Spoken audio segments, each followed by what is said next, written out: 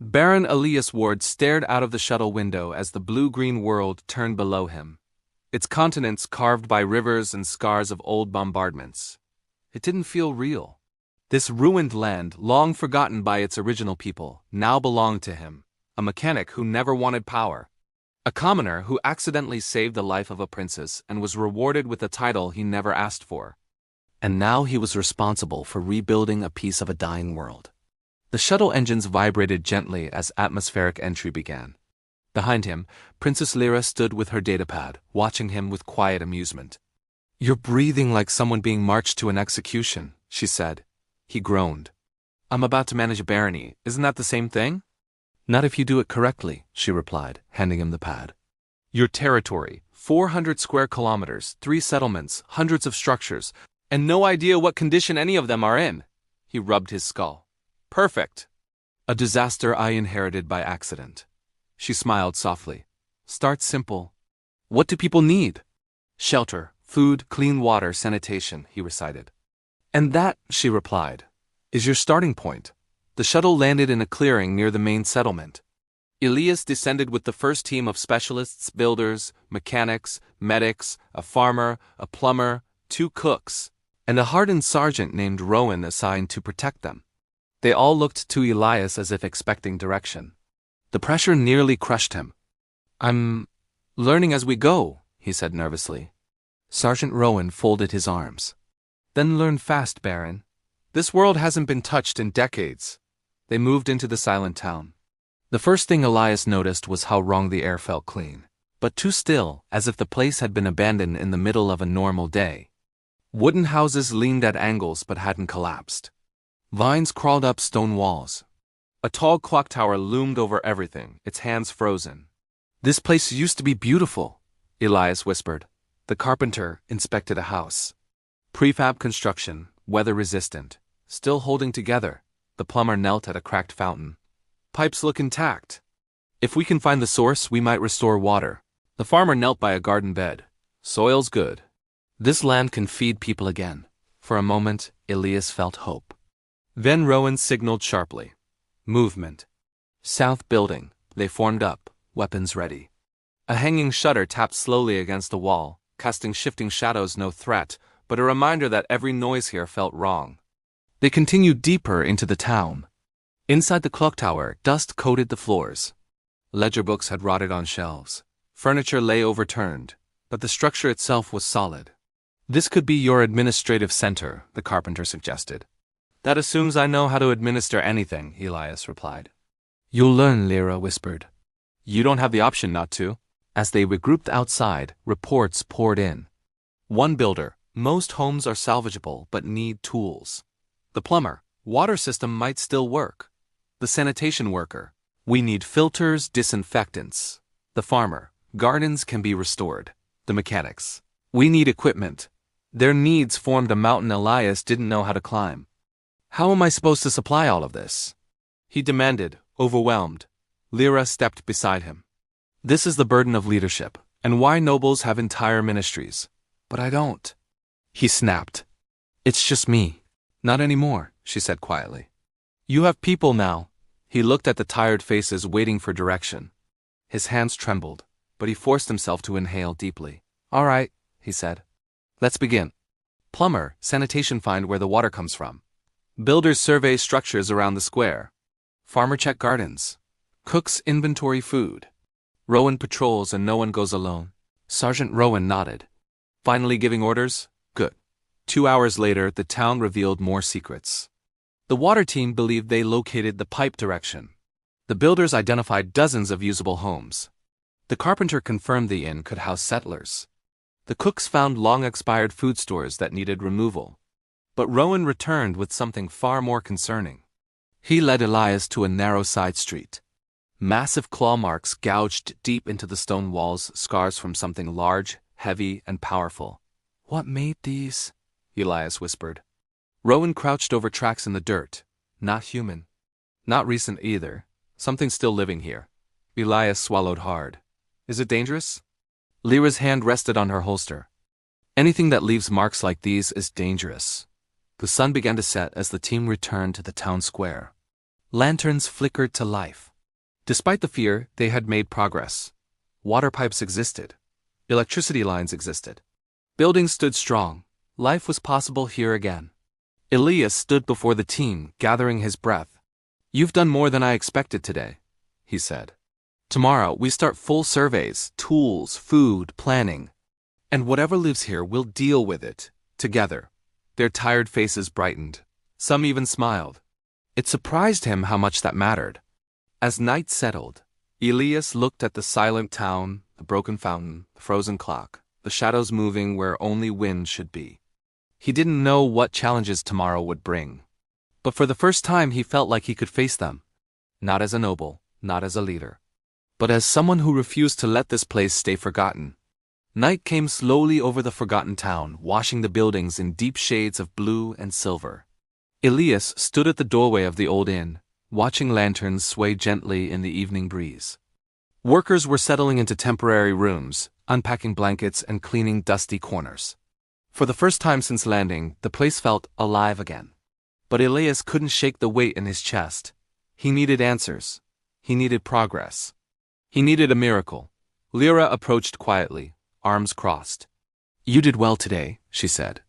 He let out a humorless laugh.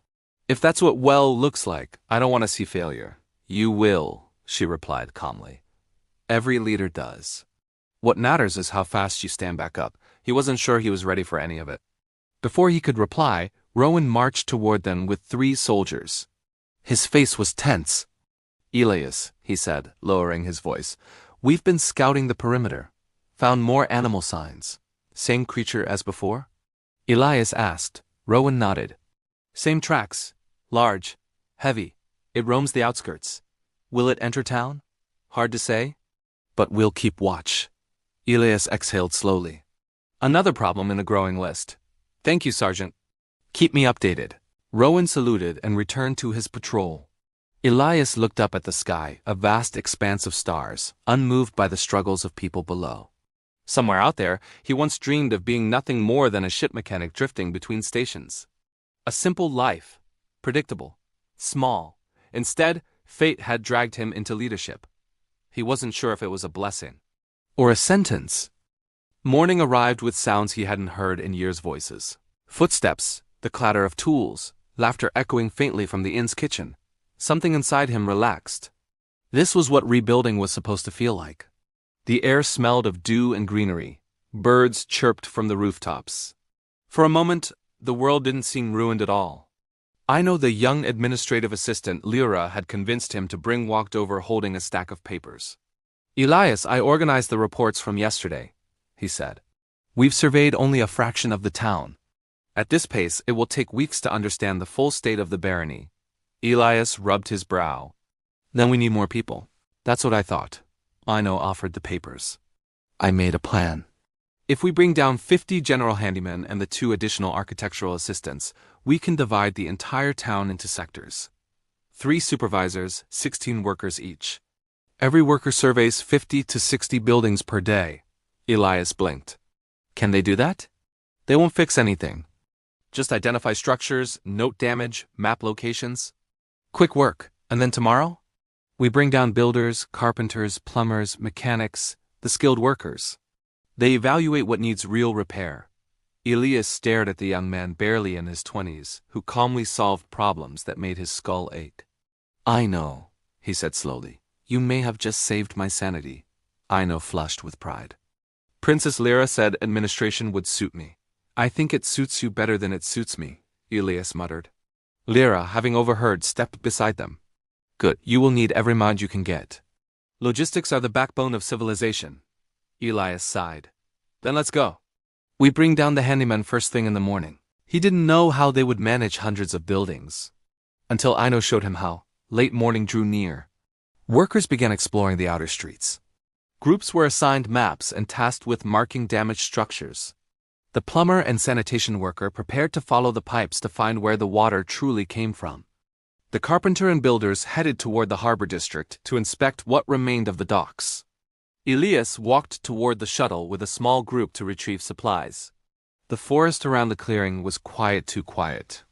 Tall trees stood like ancient watchers, their dark trunks thick with moss. Even the wind seemed hesitant to disturb the silence. Elias felt eyes on him. Real or imagined, he couldn't tell.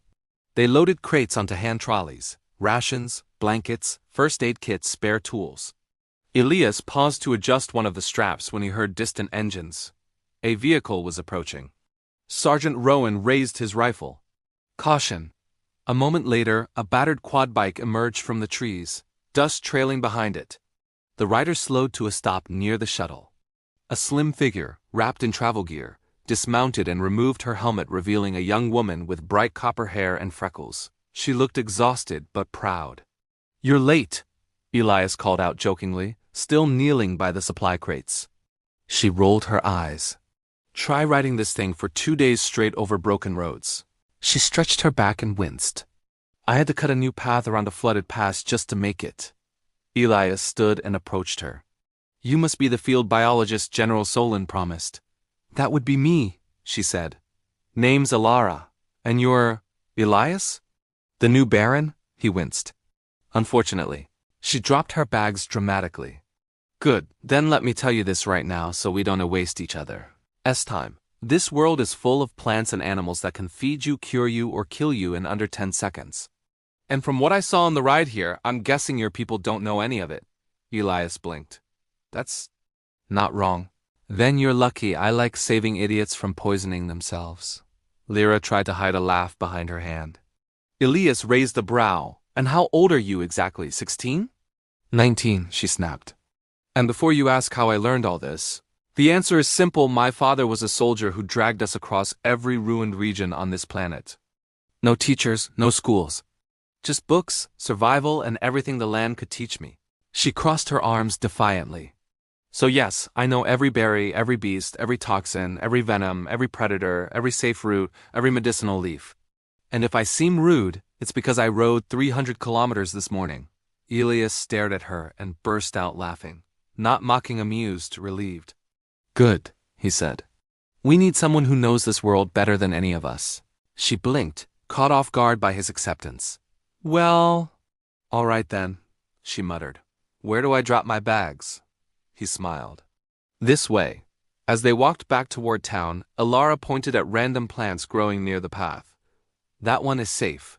That one will numb your mouth for an hour. That one will make you see colors that don't exist. And that one—" She stopped and frowned. Elias glanced at her. "That one what?" "That one shouldn't be blooming this early." "Something's been disturbing the soil," Rowan overheard and approached. "Disturbing how?" "It could be nothing," she said softly. "But it looks like something large passed through recently." Elias exchanged looks with Rowan. More signs of the unseen creature. Another problem. Another shadow. Another thing waiting in the forest. They reached the town square where workers were gathering for midday instructions. Bedding hung from windows, airing out. Tools clinked. Voices filled the once silent streets. Elias stepped onto a raised stone ledge. "Everyone," he said loudly. "This is Alara. She knows which plants and animals can keep us alive. Before touching anything out there, check with her first." 40 workers responded in unison. "Yes, sir." Alara flushed slightly at the attention but lifted her chin with confidence. Rowan approached Elias. "The crew at the harbor sent word. They need more hands to move debris. And they want you down there soon." Elias nodded. "Let me finish assigning tasks." He turned back to the workers. "Today we expand our survey. I know we'll hand out maps. Work in teams of 2 or 3. If anything looks dangerous, tracks, claw marks, unstable buildings, report it. Don't investigate alone." He paused, scanning their faces. "We're rebuilding something bigger than any of us. Thank you all for being here." The workers dispersed with renewed energy. As Elias stepped down from the ledge, Lyra approached him. "You're improving," she said gently. "In what?" "In sounding like you believe in yourself." He had no answer for that. By afternoon, sunlight warmed the stone square. Teams returned with updates, some good, some troubling. The plumber and sanitation worker reported finding the first drainage tracks. The builders reported dozens more stable homes. The investigation teams found edible plants in gardens. One team discovered a small school building still intact. But the most exciting moment came when one of the soldiers sprinted across the square shouting, "Sir, water! It's flowing!" Elias rushed to the fountain. Clear water spilled from the old spouts, pooling in the basin. The medic tested it with a scanner. Surprisingly clean. Drinkable with basic filtering. Rowan dipped his hand in and smiled faintly. The workers cheered. For the first time, the town didn't feel dead. It felt like a beginning. Night approached slowly. Lanterns glowed warm against the old buildings. Workers gathered around tables outside the inn. Someone found 2 barrels of untouched ale in the basement, and the medic confirmed it was safe. 1 glass each, nothing more. Elias stood before everyone as they prepared for dinner. "Today," he said, "you brought this place back to life. We have water, we have shelter. And tomorrow, we bring down more workers to finish surveying the entire town. We still have threats out there, unknown creatures, unknown dangers. But we face them together." The crowd clapped softly, tired but hopeful. They ate, they laughed, they rested. It felt almost like a real settlement again. Later that night, as Elias walked alone toward the shuttle planning to return to orbit and organize tomorrow's reinforcements, he paused and looked back at the town. Light, sound, people. For a place that had been dead for decades, it breathed once more. But as he turned toward the shuttle, he felt a prickle at the back of his neck. The same sensation as before, the sense of being watched from the tree line beyond the final street lamps. He didn't see anything. No movement. No eyes. No creature. But he felt it. Something in the forest knew they had arrived, and whatever it wasn't sure if they belonged here. The sky had already begun to dim by the time Elias reached the shuttle. The engines hummed softly, warming up for ascent back to the orbital ship. He paused at the ramp, taking one last look at the flickering lanterns in the square. Workers were finishing their meals. Laughter rose and fell in the cool air. For a moment, Elias let himself believe things were under control. But deep inside, he felt the crawling dread again, the feeling of something out there in the forest, listening, waiting, watching. He shook the thought away and stepped inside the shuttle as the ramp closed behind him. The ascent was smooth, a straight line through darkness until the massive command vessel, the Solaris Ward, filled his view. Docking clamps locked with a metallic thud. As he exited the airlock, he didn't even notice his exhaustion until his legs nearly gave out. A logistics officer hurried up to him. "Baron Ward, supplies for tomorrow's deployment have been packed. 50 handymen, 2 architectural assistants, spare tools, portable scanners, emergency shelters, and mapping drones." Elias repeated. "We figured they may speed up survey work." Elias exhaled slowly, another weight removed from his shoulders. "Good," he said. "We need speed." "The settlement's larger than expected." The officer nodded and hurried off. Elias made his way to his quarters, but before he could reach the door, he heard familiar footsteps. Princess Lyra leaned against the wall, arms folded as if she had been waiting. "You look like someone who wrestled a mountain," she said. "I feel like the mountain won," Elias muttered. She stepped closer, studying his face. "You did more today than most nobles accomplish in a month. You faced a dying town, collapsing systems, supply shortages, and an unknown creature roaming the outskirts. And your people ended the day with water, shelter, and hope." He rubbed the bridge of his nose. "Hope doesn't fix turbines or repair houses." "No," she said softly. "But it keeps people working and believing. Don't underestimate that." He sighed, leaning back against the bulkhead.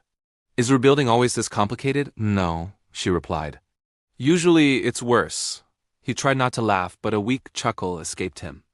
"You should rest," Lyra added. "Tomorrow is going to be harder." Sleep didn't come easily. Elias lay awake thinking of tracks in the dirt, claw marks on stone, and Alera's worried expression when she saw disturbed soil. Something was out there. Something strong. He didn't want to admit it, but fear crept into his bones. Just before dawn, he rose from bed, unable to stay still. He dressed quickly and headed for the hangar. Workers were loading crates into the second shuttle. Aino was already there, organizing lists with military precision. "Good morning," the young man said without looking up. "I prepared sector maps. Each handyman will receive one with a checklist. It should double our surveying speed." Elias blinked. "Did you even sleep?" "Not really," Aino replied. "Too much work to do." Elias smiled faintly. "You sound like a leader." Aino's ears went red. Just doing my job. Rowan arrived soon after with a group of stern-faced soldiers ready to escort the civilians. Elara hopped off a cargo crate with surprising energy for someone who had barely slept. "Morning," she said brightly. "Found a weird moss species growing outside the inn before sunrise. Could be useful for medicine or poison. Haven't decided yet." Elias stared at her. "Please don't poison anyone." "No promises," she muttered. By sunrise, the shuttle was packed 50 workers strapped in, eager or nervous, or both. Elias stood at the ramp. "Everyone ready?" He called. They answered in a chorus of voices. Rowan saluted sharply. "Your command, Baron." Elias inhaled deeply. "Take us down." The morning light washed over the settlement as the shuttles descended. Workers stepped out, blinking at the brightness, clutching maps, tools, and datapads. Aino quickly began assigning groups. Teams 1 to 6 North Sector, 7 to 12 West, 13 to 18 River District, 19 to 24 Outer Farms. Supervisors will rotate every 2 hours. Return with notes. The workers hurried out in pairs, disappearing into different streets. The town, once silent, now echoed with footsteps, scanning devices and distant voices calling out findings. Elias turned to Rowan. "Take your men and keep an eye on the forests. If anything moves, I want to know immediately." Rowan nodded. "Understood." Elara approached next. "I'll check gardens and outer vegetation. People already showed me berries they shouldn't have touched." "Are they okay?" Elias asked. "For now," she replied. "But if they keep it up, you won't have a population left to govern." Elias groaned. "Please don't say that," she smirked. "Then warn them properly." She strode off with her satchel of field tools. Elias took a moment to breathe. For the first time, the settlement felt almost like a functioning town again. Workers scattered across sectors. The inn provided food. The fountain flowed with fresh water. And the promise of rebuilding hung thick in the air. But the peace didn't last long. It was nearly midday when Rowan came running toward him, breathless. "Elias, Southwest Ridge. You need to see this." Elias followed him up a steep path toward the edge of town. Trees grew thicker here, their branches forming dark tunnels over the trail. The air grew colder, and the forest smelled of damp earth and something else, something metallic. Rowan stopped at a clearing. Elias felt his stomach twist. The ground was torn apart, deep trenches in the soil, as if something massive had dragged its claws through it. Trees were split open, bark shredded. A large stone was cracked clean in half. What could do this? Elias whispered. "No idea," Rowan said. "But whatever it is, it's big." Elias crouched near the tracks. They were shaped almost like footprints, but elongated and heavy. The claws carved deep. Something had walked here. Something powerful. Something close. How recent? Elias asked quietly. Rowan looked around. "Less than 12 hours. Elias swallowed. "The night we arrived." Rowan nodded grimly. Elias felt the weight of responsibility settle in his chest again. His people were surveying buildings, moving around the town, unaware of what lurked beyond the trees. "We need defenses," Elias said. "And we will build them," Rowan replied. "But first, we need to know what we're dealing with." Elias stared at the forest. A shadow moved between 2 thick trunks. A sound just a breath echoed softly. He froze. Rowan stepped in front of him, raising his rifle slowly. "Back away," the sergeant whispered. For a moment, Elias thought he saw eyes glowing faintly in the shade, watching him, studying him. Then the forest fell silent again. The shadow was gone. Rowan lowered his rifle. "Whatever it is," he said, "it doesn't fear us." Elias exhaled shakily. "We settle one day, and already something is testing us. That's how wilderness works, Baron," Rowan replied. "You build, nature pushes back." Elias nodded. But something told him this wasn't nature, not normal nature. Not from a planet abandoned for decades. Something intelligent lived out there. Something territorial. Something waiting. And Elias realized one terrifying truth. Rebuilding the barony wasn't just about restoring buildings and water systems. It was about surviving whatever woke up in the forest. The forest remained silent long after the shadow vanished, as if the trees themselves held their breath. Rowan kept his rifle raised, scanning every branch, every shifting leaf, every break of sunlight through the canopy. Elias forced himself to stand still, though his heart hammered violently. He had seen enough soldiers freeze before danger to know the truth. Courage wasn't the absence of fear. It was standing upright while fear tried to crush you. Let's get back, Rowan said quietly. We shouldn't linger here. Elias nodded, but his eyes stayed locked on the tree line until they turned away. Whatever watched them had been closer than comfort allowed. Back in the town center, the atmosphere was completely different. Workers moved briskly between buildings, reading from maps, calling out findings to supervisors. Ino stood in the shade of the clock tower surrounded by a growing pile of survey notes, sorting them rapidly with impressive speed. Elara knelt near a garden bed, lecturing two nervous workers about poisonous roots. No, not that one, she scolded. Unless you want your throat to swell shut like a jammed airlock. The workers quickly dropped the plant they'd been tugging.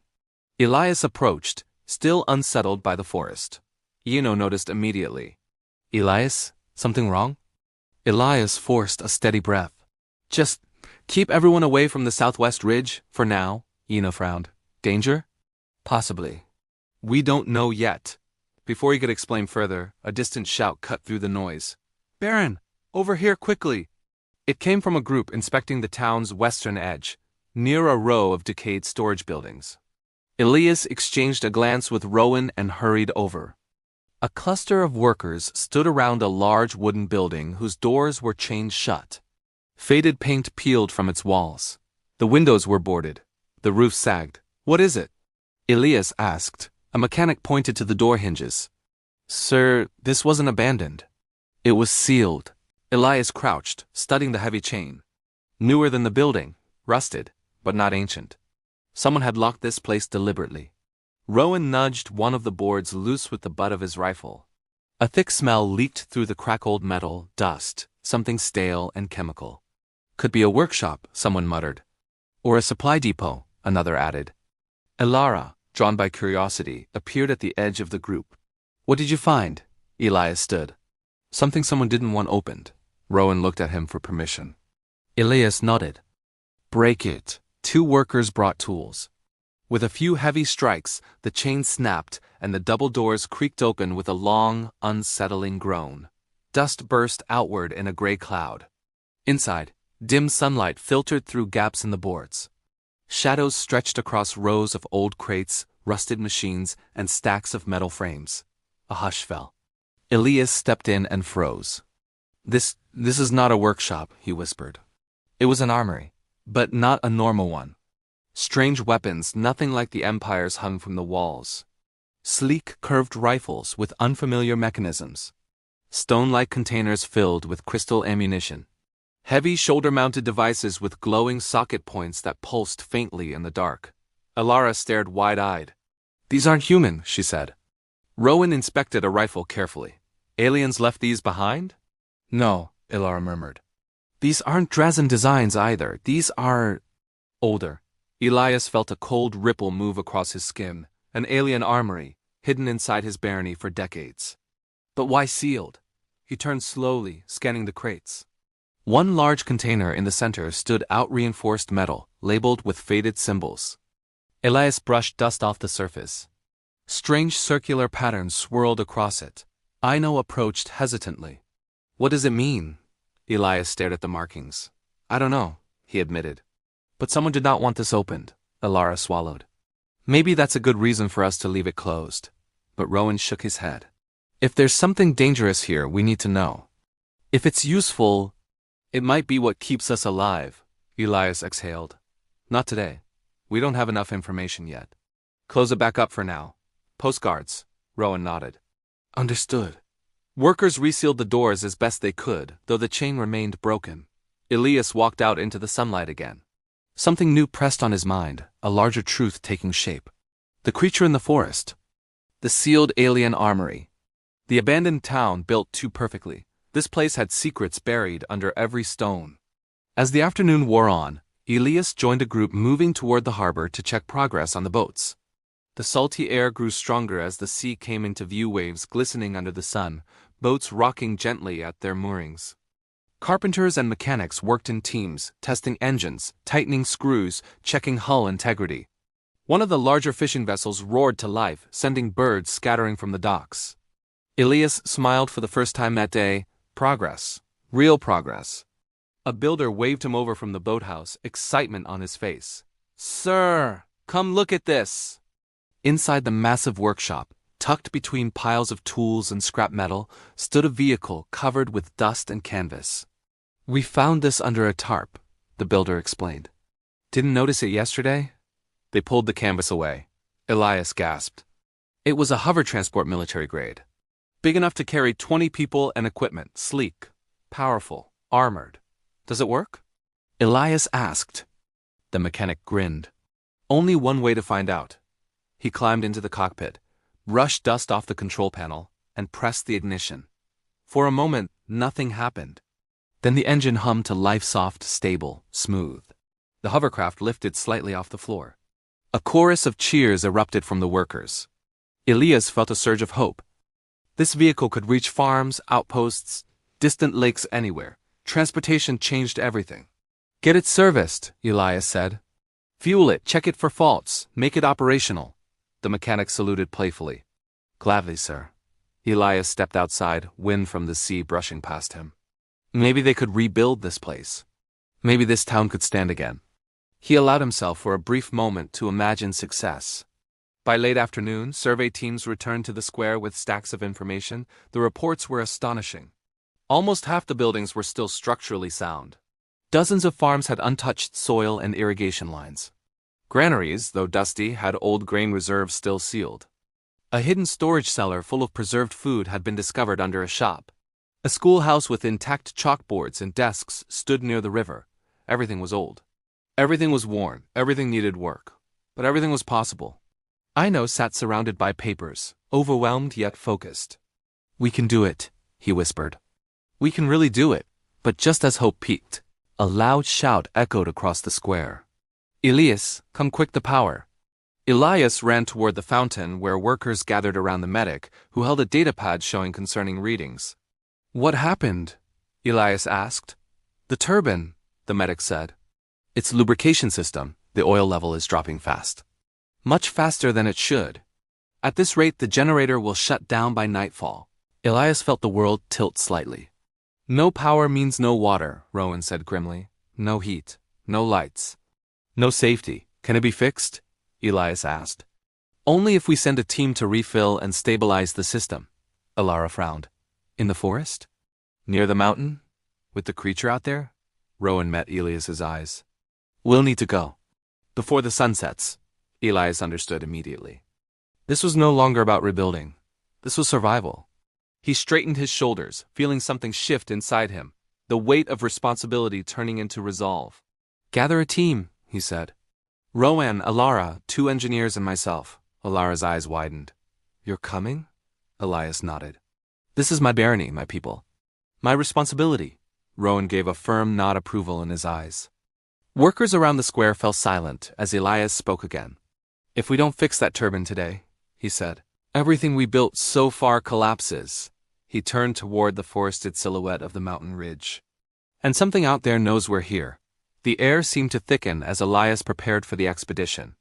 Workers gathered silently in the square, watching as Rowan armed 2 engineers with rifles they barely knew how to hold. Alara slung her satchel across her shoulder, stuffing plant samples inside as if she were heading on a research hike instead of walking toward danger. "Everyone ready?" Rowan called. No one answered with confidence, only quiet nods. Elias tightened the straps of his pack. The weight felt heavier than it should, loaded with tools, lubricant, backup fuel cells, and emergency water. But the real weight pressing down on him wasn't physical. It was the entire barony, this town, these people, their hope, and the terrifying knowledge that everything could fall apart within hours. "We leave now," Elias said. As they stepped beyond the last row of houses, the forest swallowed the sound of the town behind them. The path narrowed, the trees taller and darker. Sunlight carved thin lines through the branches, barely touching the forest floor. Every crunch of leaves under their boots sounded too loud. Alara walked just ahead of Elias, touching plants, sniffing leaves, scribbling notes. "You're taking samples right now?" Elias whispered. She shrugged. "If we survive, this is useful research. If we don't, well, it won't matter." Elias blinked. "That's not reassuring." "It wasn't meant to be." Rowan gestured for silence as they continued uphill. The air grew cooler, birds were absent, no insects buzzed. The stillness was unnatural, a quiet that felt watched. The engineers whispered nervously among themselves. How far is the power station? 2 kilometers, Rowan murmured. 2 kilometers through this? One muttered. Elara suddenly paused. Stop. Everyone froze. She knelt beside a patch of crushed soil. Footprints. Deep, massive, 3-toed. Claws etched inches into the ground. Elias felt his skin crawl. How old? Rowan asked. Elara touched the edge gently. Less than a day, maybe hours. One engineer swallowed hard. It's following the path to the power station. Rowan checked his rifle. Then we keep moving carefully. They walked slower now, stepping over roots, avoiding snapping twigs. Shadows shifted between branches, some real, some imagined. But then, a distant sound echoed across the slope. Not quite a growl, not quite a breath, something in between. Elias's heartbeat quickened. Rowan, he whispered. I hear it, Rowan replied. They continued. Minutes stretched like hours until they reached a stream crossing. Water trickled quietly, glinting in scattered beams of sunlight. Elara knelt again. Its logs were split open, branches torn. Muddy water swirled where something large had stepped moments before. It was here recently, Elara said. Very recently. Elias tightened his grip on his pack. Then we're close to the turbine. When they stepped into the clearing, Elias's breath caught. The hydropower station sat low in the earth, built into the stone like a bunker. 4 massive water pipes descended from the mountain above, feeding into the turbines inside. One pipe rattled faintly, vibrating from strain. The engineer closest to Elias murmured, It's worse than we thought. Rowan raised a hand. Stay alert. Eyes everywhere. They approached the building slowly. The door hung open. Elias froze. Rowan, he whispered, who opened that? Rowan peered inside cautiously. Lights are still on. But someone or something forced the door. Fresh claw marks streaked across the metal. Elias's stomach twisted. The creature had been here. The first engineer stepped inside and immediately gagged. Smells like oil and wet fur, Elara grimaced. Meaning it brushed against something oily. Meaning it was inside, Rowan corrected coldly. They moved through the dim corridor. Tools lay scattered across the floor. A knocked-over oil drum leaked slowly across the concrete. A boot print not human stained the oil in a perfect outline. The creature had walked through the station.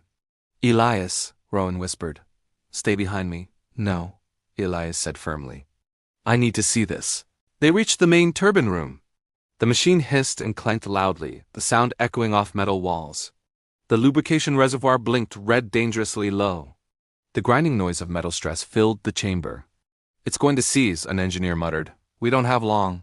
Fix it, Elias said. We're on it, they replied, rushing toward the equipment.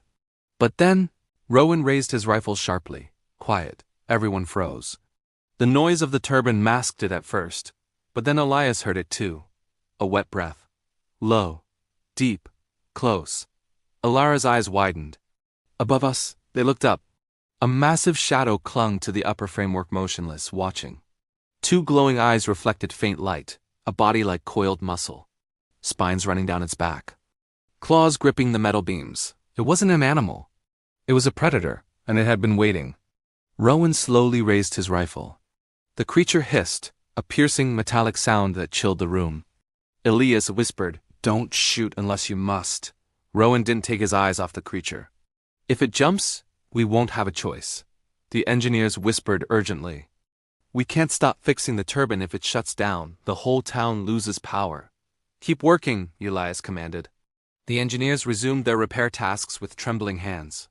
Elara whispered to Elias, It's curious. Not hunting yet. How do you know? It's watching, not stalking. If it wanted to kill us, it'd already be on the floor. Elias swallowed. That's not helping.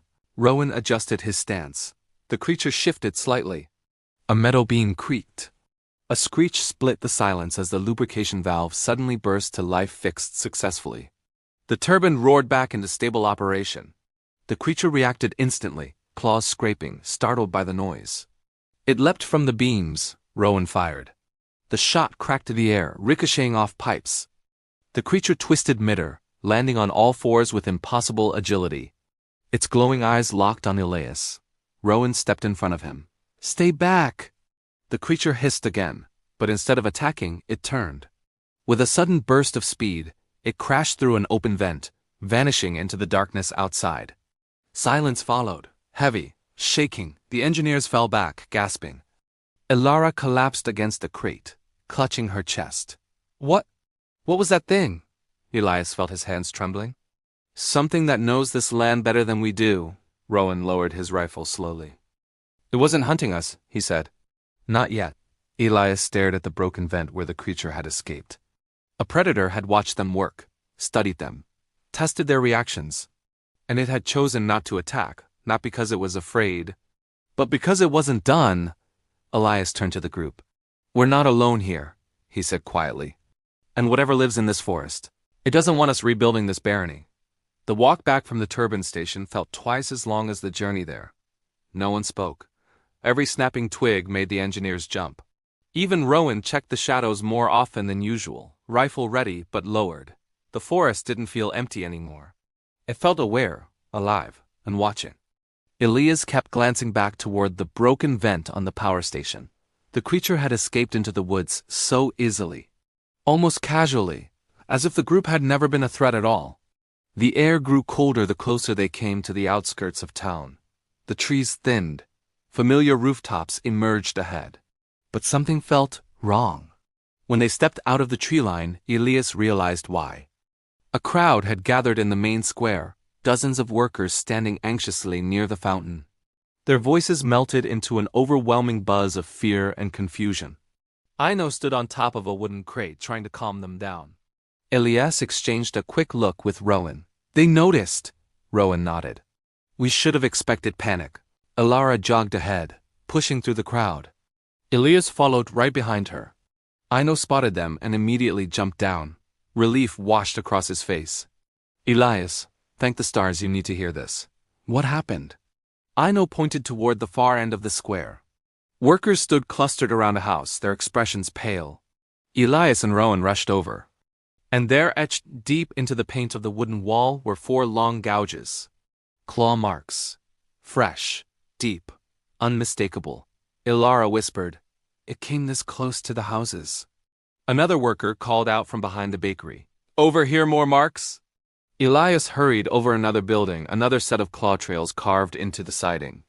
Some were higher, as if the creature had stood upright, others lower, near the ground. A chill moved through the crowd. A voice trembled in fear. "Sir, what is that thing?" Another worker stepped forward. "Are we even safe here? It was watching us all morning. We should leave. We need walls. We need weapons." Fear spread like wildfire. Elias raised his hands, but his voice couldn't cut through the panic. The shouting grew louder, overlapping, drowning itself out. Yino stepped up beside him. "You have to say something." "They're terrified." Elias's pulse pounded in his ears. He wasn't ready. He wasn't trained for this. He wasn't a general, a noble, or a leader. He was just a former mechanic, someone who never asked for command. But these people were looking at him now, trusting him, fearing what he feared, needing direction. Rowan touched his shoulder. "They'll follow your voice. Speak." Elias took a breath, steady, controlled, deep, and stepped onto a set of broken stone blocks at the base of the clock tower. The entire square turned toward him. Silence washed over the crowd. "We did encounter something in the forest," Elias said. "No lies, no hiding. A creature. Bigger than any animal we've seen. It is intelligent. It is curious, and yes, it came close to town." Murmurs rippled through the workers. Elias raised his voice. "But listen to me carefully. If it wanted to attack us, it would have done so already." The crowd went quiet again. "We stood directly underneath it," Elias continued. "It watched us for minutes. It studied us, but it did not strike. That doesn't mean it won't." Someone shouted. "No, it doesn't," Elias agreed. "But today it chose not to." "That tells me something important. This creature is territorial, not mindless. It reacts. It tests. It warns." A few workers nodded slowly. "And now," Elias said firmly, "we will respond. Not with fear, but with preparation." He pointed to the forest behind them. That creature is strong, but so are we. We have soldiers. We have engineers. We have tools, knowledge, and numbers. We have a town with walls, buildings, and shelter. He spread his hands to the square. And we have each other.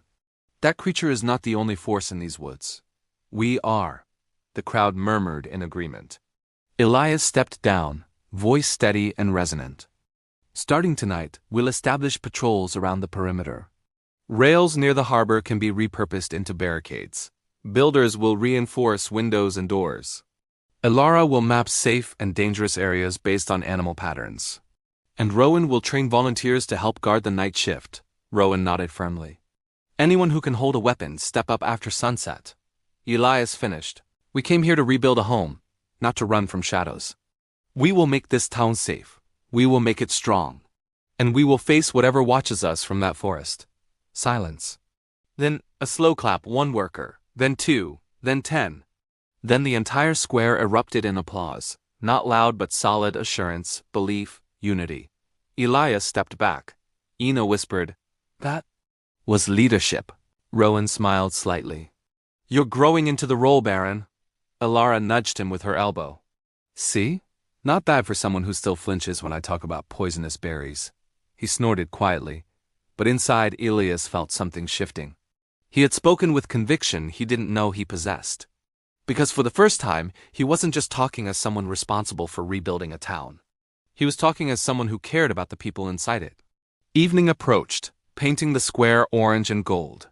Workers returned to repairs with renewed focus. Builders reinforced doors. Mechanics moved tools to shelters. Soldiers mapped out patrol routes. Yino sat on the end steps writing furiously. "I'm drafting a plan for full perimeter defenses. We'll need lumber, nails, rope, metal brackets." "I know," Elias said gently. "Slow down. Tonight we secure the basics." Ino looked embarrassed. "Right, yes. Sorry." Rowan approached with 2 soldiers. "We also found something else," he said quietly. "Near the bakery." Elias followed them behind the shop. And there, in the dirt, lay a perfect paw print. Massive, heavy, deep. The creature had walked through the town. Not just near it. Through it. At night, right past the bakery door. Elias stared at the print. "It's mapping us," he whispered. Rowan nodded grimly. "It's studying the town layout, the people, routines. This isn't a wild animal. It's a predator with patience." Elara joined them, her voice low. "And predators only test something this long before deciding if it's prey." Elias stood slowly. "Then we need to show it we aren't prey," he turned. "We need more than walls, more than guards." Ino tilted his head. "What do you mean?" Elias looked toward the harbor. The memory of the sealed alien armory flashed in his mind. "We need to understand what this place truly is," he said. "Why it was abandoned. Why that armory exists. Why this creature is here." He exhaled slowly. "And what else this barony is hiding." Evening settled over the town like a slow-moving shadow. Lanterns flickered to life along the main street, casting warm circles of light on stone walls and wooden beams. Workers moved quietly now, their earlier panic replaced by focused urgency. Boards were reinforced. Windows secured. Extra locks fitted onto doors that hadn't been touched in decades. The creature's claw marks were still visible on the walls. No one wanted to walk past them alone. Elias stood near the fountain, staring into the gently rippling water. It flowed steadily now, pure and clear, lit from beneath by a soft reflection of lantern glow. For a moment, everything seemed calm. Peaceful even. But Rowan appeared beside him with a tight expression, shattering the illusion. "We need to talk," he said quietly. Elias turned. "Is something wrong?" "Several things." Rowan motioned for him to follow. They walked toward the far side of the square where patrol routes had been sketched into the dirt. The night guards found something else.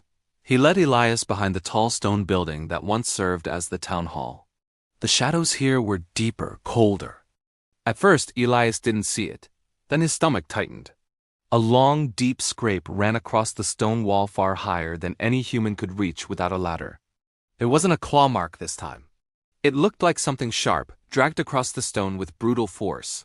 "It tested the structure," Rowan said. "It was checking the walls." Elias stared at the mark, icy dread creeping down his spine.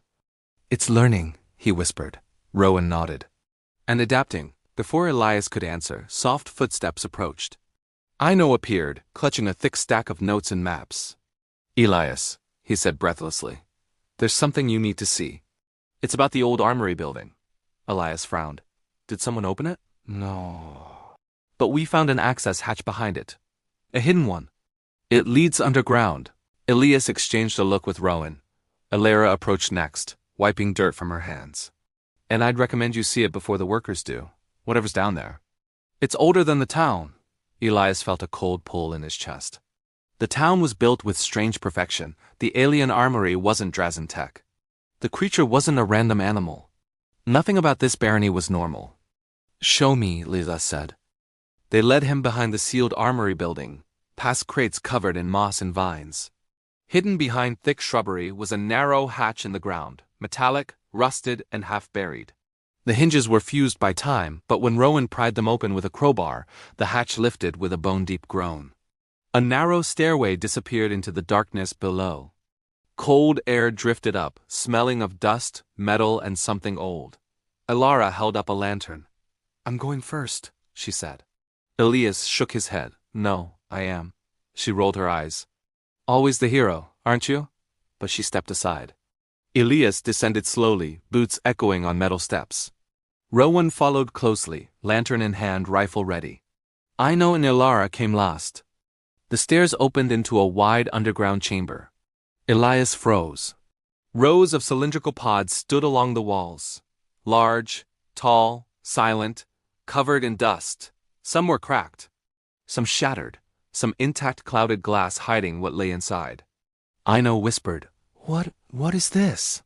Alara stepped closer to one of the cracked pods, brushing off the dust. Inside was something skeletal. Something long, something not human. Rowan's lantern shook slightly in his hand. Elias felt his breath catch. These aren't storage pods, Alara said softly.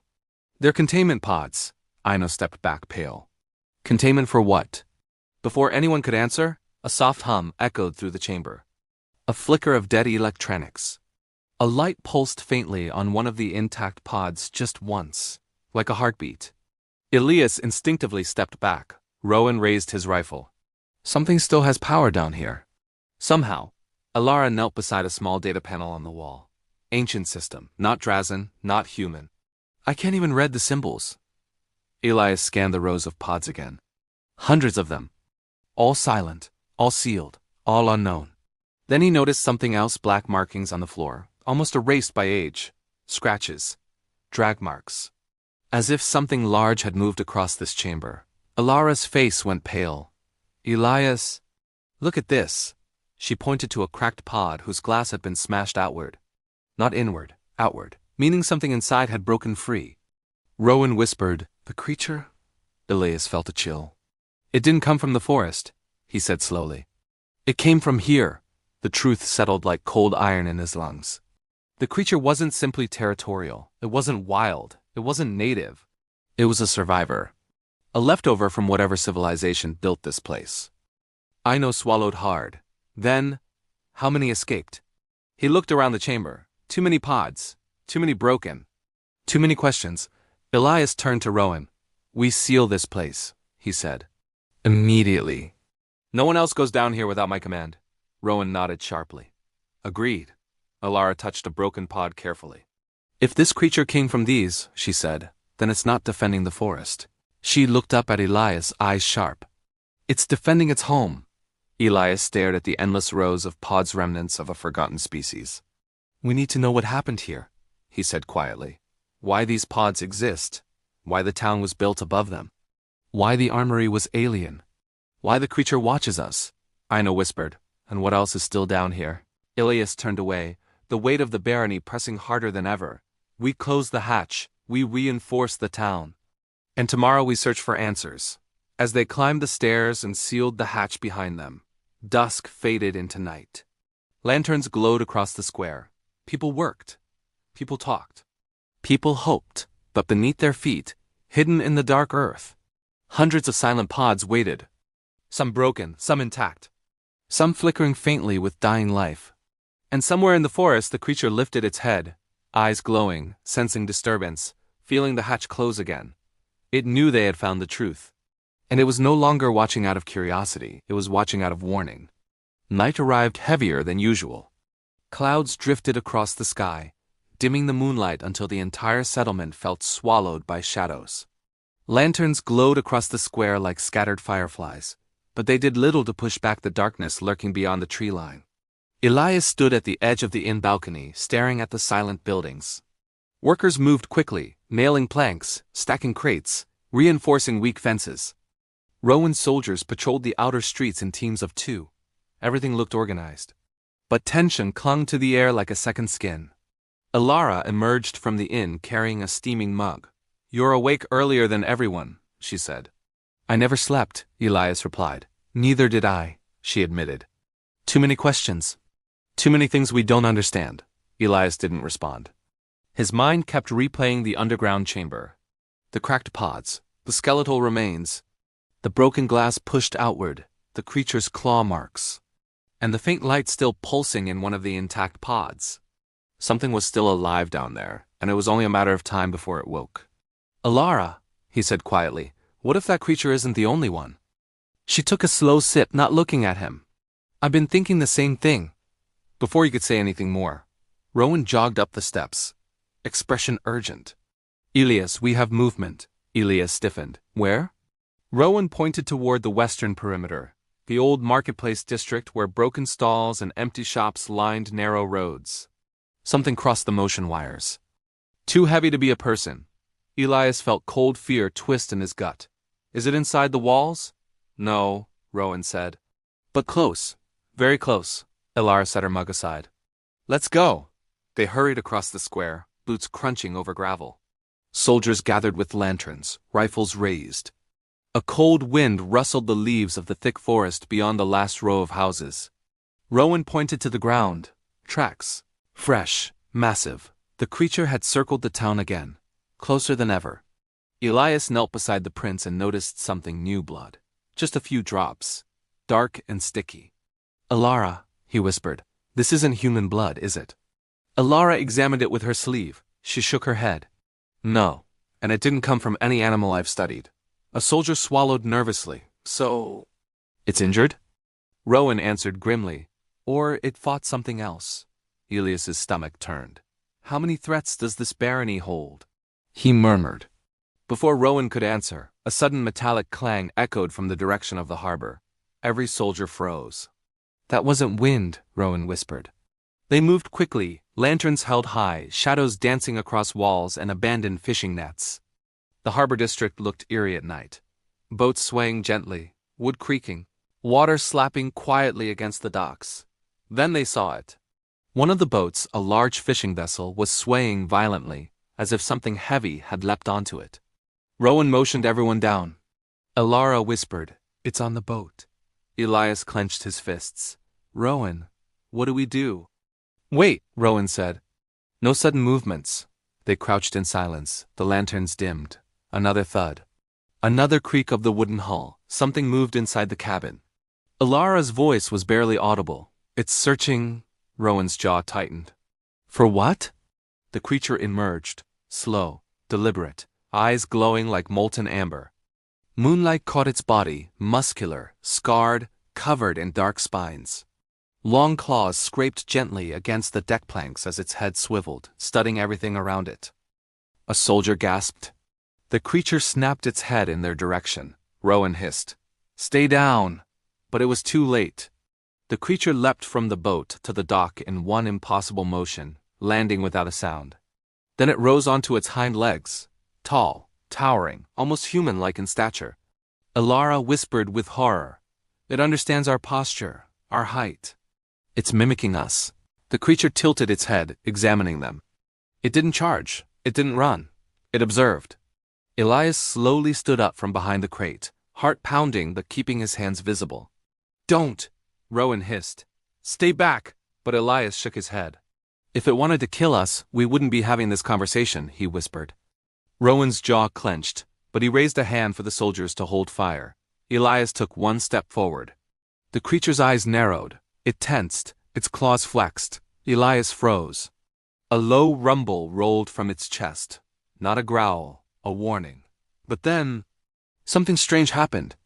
The creature touched its chest, right over a long-healed scar. Then it pointed toward the forest. Ilara's eyes widened. It's communicating, Elias swallowed. Or warning us. The creature repeated the gesture, touching its scar, then pointing to the forest again. Then it hissed softly, not threatening, but urgent. Rowan muttered, "What is it trying to say?" A sudden distant roar echoed from deep in the forest. A new sound. A deeper sound. Far more monstrous. The creature snapped its head toward the forest, body tensing instantly in fear. Elias's breath froze. That thing, the predator in front of them, was afraid. The roar sounded again, shaking the trees. The creature backed away slowly, eyes locked on Elias. Then it gestured once more. Chest, forest, danger, and before anyone could blink, it sprinted into the darkness, vanishing among the trees like a shadow swallowed whole. Ilara whispered, trembling, "That wasn't a threat." Rowan nodded slowly. "No, that was a warning." Elias felt the night grow colder around him. "If that creature is afraid," he whispered, "then whatever is coming is far worse." The harbor lanterns flickered. The water grew still. And somewhere in the forest, the roar echoed again, closer this time. The barony was not facing one creature. It was facing something else. Something older. Something stronger. Something awake. And it was coming. The second roar did not fade. It rolled across the valley like thunder trapped inside a cavern, shaking window frames and sending loose sand sliding down old rooftops. Every soldier in the harbor flinched. Even Rowan's normally unshakable stance wavered. Elias felt a chill bleed into his bones. Whatever that sound belonged to was bigger than the first creature. And far more dangerous. Ilara exhaled shakily. "That wasn't close earlier," she whispered. "It's moving." Rowan instantly took command. "All units, fall back to the square. Move quietly, no lights on the forest side." Lanterns were covered with cloth. Boots shuffled across stone. The harbor emptied in seconds. But Elias remained standing, staring at the shadowed tree line. He couldn't shake the feeling that something was watching them, something intelligent, something old. Ilara grabbed his arm gently. "Elias, come on. We need to go." He nodded and followed her toward the square. The square temporary command, the entire workforce had already assembled. Builders, handymen, surveyors, cooks, everyone stood clustered beneath the clock tower. Their eyes were wide. Their hands shaking. They had heard the roar too. A worker spoke in a trembling voice. Is it coming for us?" Rowan stepped forward. "It's not inside the walls. But we need everyone indoors. Now." Civilian teams were rushed into the inn and town hall while the soldiers formed defensive lines. The tension grew thicker with every passing minute. Elias paced silently until he felt Ilara watching him. "You think that first creature was trying to warn us," she said. "I'm sure of it, Elia." She hesitated. "Why you? Why did it look at you like it expected you to understand?" He had no answer. Before he could try to form one, the heavy door of the town hall swung open. Ino sprinted out, holding a thick folder of old documents. "Elias," he shouted, "you need to see this. Right now." The restricted document inside the town hall. The cleaning dust still hung faintly in the air, illuminated by the newly restored lights. Ino spread the papers across a long wooden table. Maps, blueprints, government seals. Elias frowned. "These are original documents? From before the collapse?" Ino nodded breathlessly. They were locked in a drawer behind the magistrate's office. I forced the drawer open and Elias, look here. He pointed to an old blueprint. The barony. Except not as they knew it. There were structures not marked on the modern map, underground chambers, sealed tunnels, and a facility perimeter stretching deep beneath the forest. "What is this?" Elias whispered. Ino swallowed hard. This barony was built on top of something called a biological containment zone, stage 3. Ilara froze. Rowan leaned over the table. "Containment of what?" Ino turned another page. There was a symbol, a circle with 3 downward slashes. Under it, a faded handwritten line. Predator class specimens. Do not engage. Elias felt the room tilt. Ilara whispered, "Specimens? As in more than one?" Ino nodded weakly. Many more. Rowan clenched his jaw. So the creature we saw escaped from containment. Elias shook his head. No, it wasn't escaping. Everyone turned to him. It was guarding, Elias said softly, protecting the forest. Keeping something worse inside. Ilara's voice trembled. The roar we heard? That's one of the predator-class specimens? Aino looked even paler. There's more, he said, lifting a final sheet of paper. It was a warning notice. In the event of containment breach, immediately evacuate all civilian zones and initiate Protocol Aurum. Do not attempt diplomacy. Specimens exhibit advanced mimicry, problem-solving ability, and territorial communication. Rowan whispered, communication like copying human posture? Ilara nodded slowly. And the pointing toward the forest. Elias felt his heart pound. It wasn't warning us away from itself. It was warning us away from what's inside the forest. The clock tower signal suddenly dong, dong, dong. The clock tower struck 3 times. But it wasn't on the hour. The sound echoed unnaturally loud through the square. Everyone jumped at the sudden noise. Ilara frowned. That's wrong. It's supposed to chime on the hour. Aino shot up from the table. No, that wasn't the clock. He pointed upward. That was the emergency bell. Rowan grabbed his rifle. Triggered by what? Aino sprinted to the panel beside the stairway and yanked open a metal cover. A red light flashed. Elias felt his stomach drop. What does that mean, Aino? Aino stepped back, voice hollow. It means something crossed the innermost perimeter. The one that protects the sealed tunnels. Ilara gasped. That's just 700 meters from town. Rowan's voice lowered to a growl. So, it's coming. A deep vibration trembled through the walls. Not a roar, not footsteps. Something bigger. Something burrowing. The floorboards rattled. The lantern flames quivered. Aino whispered, horrified. It's beneath us. The entire square erupted in screams outside as soldiers yelled for formation. Elias dashed toward the door. Ilara reached out, grabbing his sleeve. Elias, wait. What are you going to do? He turned back, breath sharp. I need to know what we're facing. You'll get killed. I won't, he said quietly. Because I think the first creature wants me alive. Ilara's eyes widened in fear. Why you? Elias didn't know. But something inside him whispered, because you're not just here to rebuild the barony. You're here because this place remembers you and whatever was coming through the earth. It trembled at his presence. Outside in the square, soldiers shouted orders as lanterns swung wildly in shaking hands. The earth's trembling grew stronger, like something massive was crawling beneath the surface, feeling its way toward the settlement. Elias exited the town hall, Rowan and Ilara close behind. The night felt alive, thick, vibrating, humming with unseen movement. Positions, Rowan barked. Keep civilians inside. Do not fire unless I order it. Soldiers braced themselves behind walls, crates, anything that could serve as cover. A deep, dragging rumble echoed again from underneath the cobblestones. Then stopped. Silence. Stillness.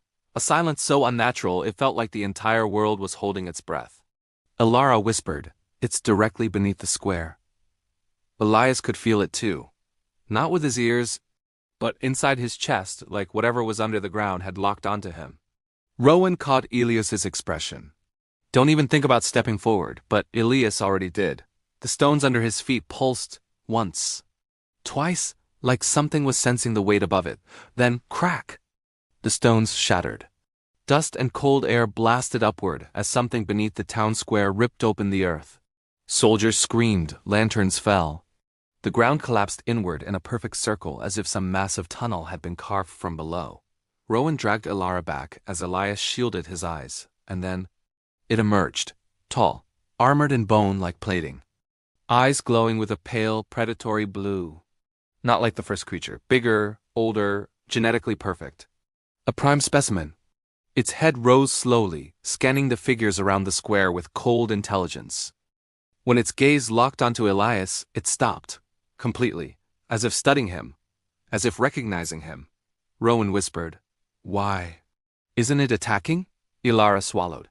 Because it's evaluating threat levels. Prime predators don't waste energy. The creature tilted its head, sniffing the air. Then, footsteps thundered from the rooftops. Something leapt into view, the first creature. The wounded one. The one that warned Elias. It dropped to the ground between Elias and the Prime, its stance defensive. Body low, claws outward, eyes blazing not with anger but with fear. Rowan's jaw dropped. "It's trying to protect us." The Prime specimen snarled, a guttural ancient sound that vibrated through every bone in the square. The wounded creature answered with a loud, sharp hiss. Elias stepped forward as Rowan grabbed him. "Elias, are you insane? Stay back." But Elias barely heard him, because something inside him resonated with the sound. Like a memory buried so deep it hurt to rise. He looked at the Prime, then the wounded Guardian, then the cracked earth beneath them. A faint realization flickered in his mind. "These creatures weren't prisoners," he whispered. "They were guardians," Alara froze. "What do you mean?" "Guardians of what?" "Not of the barony," Elias said softly. "Of what's beneath it."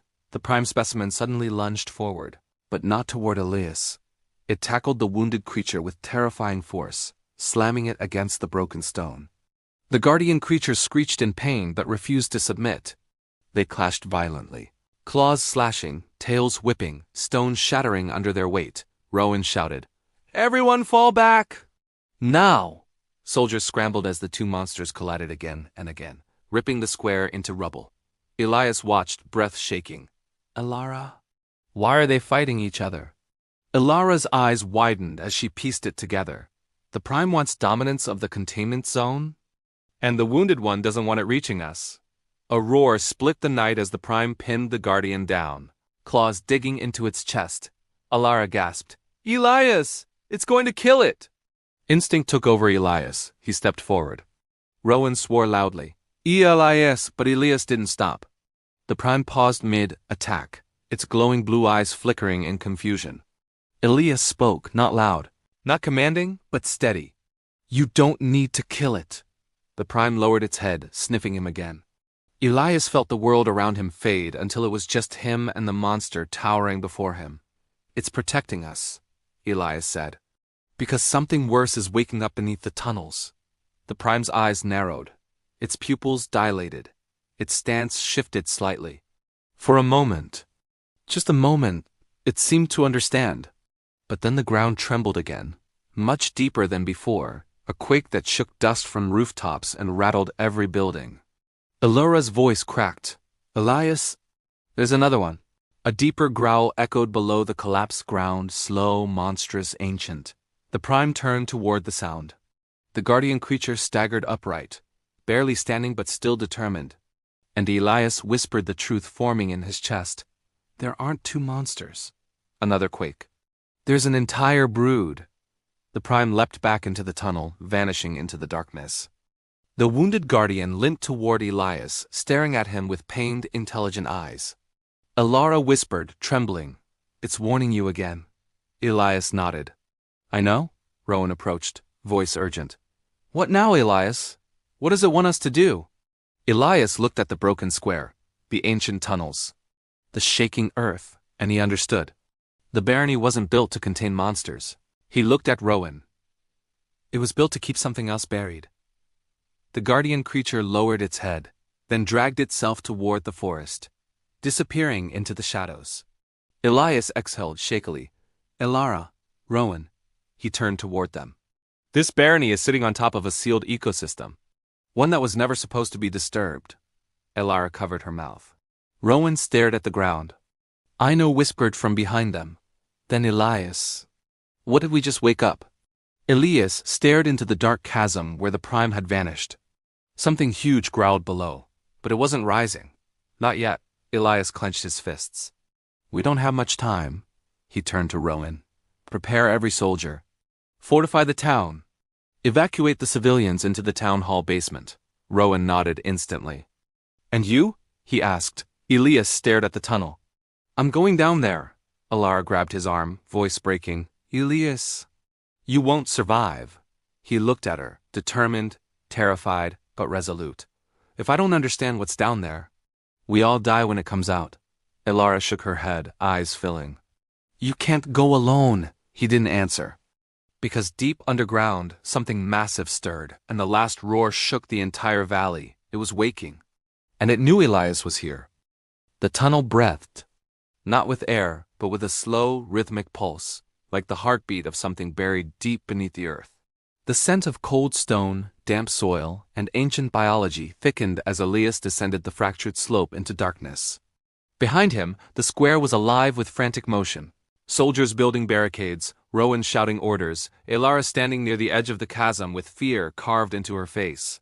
"Elias!" she called one last time. "Please come back." He paused, turned, and saw her eyes glistening with everything left unsaid. "I will," he whispered.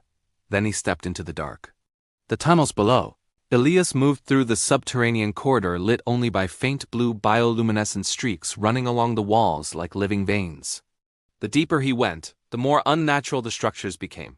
Metal fused with bone, rock fused with resin. Unknown technology grown instead of built. This was no simple containment zone, it was a nest. A living vault. A place engineered to become what it now was, a cradle of predators. The air hummed with vibration. Footsteps echoed behind him. Elias froze until the wounded guardian emerged from the shadows, breathing hard, limping, bleeding, but following him. "You came back," Elias whispered. The creature blinked slowly, bowing its head. Not as a monster, but as a protector. Something inside Elias softened, almost painfully. "How do you know me?" he asked it. The creature lifted its forearm, revealing a faint burned and marking beneath the spines. A symbol, circular, 3 downward slashes. Elias felt the breath leave his lungs. "That's the same symbol from the documents," he murmured. The creature looked at him with strange familiarity, recognition, connection. Elias whispered, "I wasn't chosen to rebuild the barony. I was summoned here." The guardian turned and continued deeper, forcing Elias to follow. The nameless colossus. The tunnel opened into a vast chamber, a cavern so large the ceiling was lost in darkness. At the center sat an enormous pod, half mechanical, half biological, cracked open from the inside.